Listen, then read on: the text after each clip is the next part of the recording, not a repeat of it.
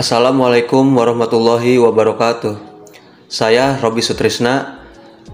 Melalui video ini, saya akan mempresentasikan tugas mata kuliah Manajemen Risiko guna memenuhi UTS atau ujian tengah semester.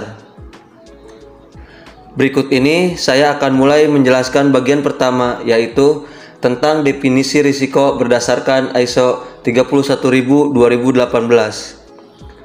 Manajemen risiko berdasarkan ISO 31000:2018 merupakan proses identifikasi, pengukuran, dan evaluasi untuk menolak, memitigasi, atau menerima risiko dalam kesuksesan goal perusahaan. ISO 31000:2018 merupakan panduan penerapan risiko yang terdiri dari 3 elemen, diantaranya prinsip, kerangka kerja, dan proses. Prinsip-prinsip manajemen risiko adalah dasar dari praktik atau filosofi manajemen risiko. Kemudian, kerangka kerja adalah susunan sistem manajemen risiko yang terstruktur dan sistematis di seluruh organisasi. Untuk proses manajemen risiko adalah aktivitas manajemen risiko yang berurutan dan saling terkait. Kemudian yang kedua, prinsip-prinsip manajemen risiko. Di sini menurut ISO 31000 diantaranya yaitu manajemen risiko menciptakan nilai tambah, manajemen risiko bagian integral proses dan organisasi, bagian dari pengambilan keputusan, secara eksplisit menangani ketidakpastian, bersifat sistematis, terstruktur, dan tepat waktu, berdasarkan informasi terbaik yang tersedia, dibuat sesuai kebutuhan, memperhitungkan faktor manusia dan budaya, bersifat transparan dan inklusif, bersifat dinamis, iteratif, dan responsif terhadap perubahan, dan yang terakhir, manajemen risiko memfasilitasi perbaikan dan pengembangan organisasi berkelanjutan. Dari 11 prinsip tersebut adalah prinsip dasar manajemen risiko suatu organisasi yang harus diikuti agar dapat dilaksanakan secara efektif. Selanjutnya yang ketiga, kerangka kerja manajemen risiko. Pada kerangka kerja manajemen risiko ini terdapat beberapa hal yang harus diperhatikan. Di antaranya yaitu ada kepemimpinan dan komitmen, integrasi, desain, implementasi, evaluasi, dan perbaikan. Apa saja ini yang dimaksud? Untuk yang pertama yaitu kepemimpinan dan komitmen.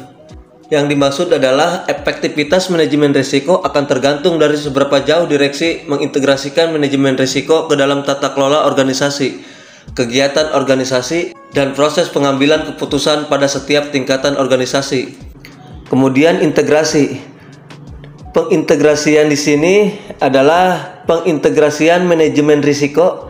Ini sangat tergantung pada pemahaman terhadap struktur organisasi dan konteks organisasi. Struktur setiap organisasi pasti berbeda-beda sesuai dengan tujuan, sasaran, dan kompleksitas yang dihadapi. Oleh karena itu, risiko harus dikelola pada setiap bagian struktur organisasi. Selanjutnya desain. Kerangka kerja meliputi organisasi dan konteksnya. Artikulasi komitmen penerapan manajemen risiko, penerapan peran dalam organisasi, kewenangan, tanggung jawab dan akuntabilitas, alokasi sumber daya, metode komunikasi dan konsultasi. Implementasi di sini bertujuan adalah untuk menciptakan lindung nilai. Tujuan ini harus menjadi jangkar dari keseluruhan proses implementasi manajemen risiko. Apabila dirancang dan diterapkan dengan baik, kerangka kerja manajemen risiko akan dapat memastikan bahwa proses manajemen risiko akan menjadi bagian terpadu dari semua kegiatan organisasi. Selanjutnya evaluasi.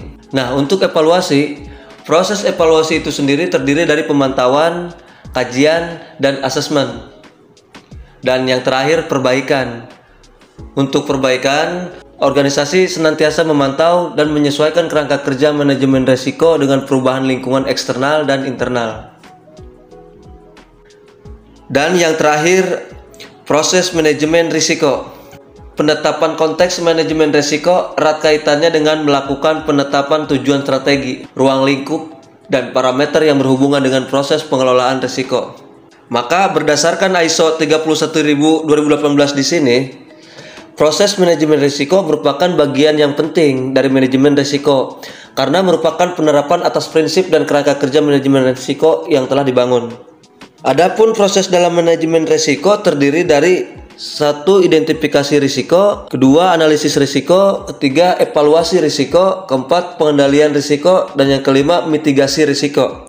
Untuk identifikasi risiko, yaitu melakukan identifikasi risiko sangat tidak mudah. Karena selain harus melakukan identifikasi risiko pada masa sekarang, juga akan lebih baik jika melakukan identifikasi risiko untuk masa yang akan datang. Kemudian analisis risiko. Tahap ini sangat penting untuk dilakukan dengan sangat teliti untuk menemukan efek yang mungkin akan timbul dari risiko yang telah ditentukan sebelumnya. Tujuan dari melakukan analisis risiko adalah menemukan cara yang tepat dan efektif. Kemudian evaluasi risiko. Setelah semua risiko dapat diidentifikasi, pelaku usaha sebaiknya memberikan evaluasi seberapa besar dampak dari tiap risiko tersebut pada kelangsungan usaha.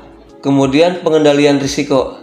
Nah, pada tahapan ini, sebagai penentu keseluruhan manajemen risiko di mana upaya-upaya dapat dilakukan untuk mengantisipasi terjadinya risiko. Dan yang terakhir, mitigasi risiko. Memitigasi risiko untuk mengurangi kemungkinan atau dampak mentransfer risiko kepada pihak ketiga dan menerima risiko.